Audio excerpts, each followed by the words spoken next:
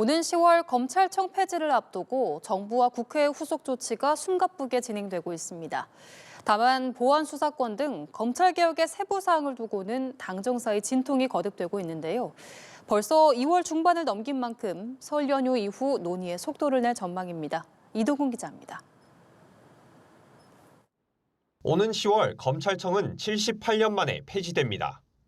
정부조직법 개편으로 검찰은 공소 업무만 담당하는 공소청으로 개편되고 검찰이 그간 맡아온 수사 기능은 중대범죄수사청으로 옮겨집니다. 수사와 기소의 분리란 대원칙을 세운 건데 세부 사항들은 당정청을 오가며 내용이 바뀌는 등 진통이 지속되고 있습니다. 가장 대표적인 건 검찰 보안수사권 존치 여부입니다.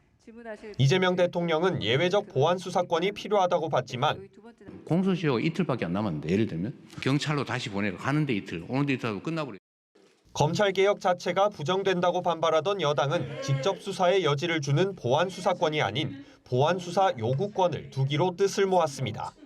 이외에도 여당은 기존 검사 수사관 제도와 차이가 없다며 중수청에 법조인 출신 수사사법관과 그 외 전문 수사관을 두겠다는 정부안에 반론을 제시하며 수사관으로 인력을 통일해야 한다고 봤습니다. 또 정부가 9가지로 정한 중수청의 수사 범위도 6가지로 줄였습니다. 여당은 정부가 다시 수정안을 보내오면 오는 3월까지 입법을 마치겠다는 방침입니다. 다만 정부는 보안수사권은 향후 형사소송법 개정 과정에서도 논의를 해야 한다는 입장이라 진통이 전망됩니다. 보안수사권이 있어야 된다고 주장하는 분들이 상당히 있으니 그거는 검찰개혁을 주장하는 분들 가운데도 있는 게 사실 아닙니까? 네. 논의는 해볼 필요가 있다고 저는 본 거고요. 네.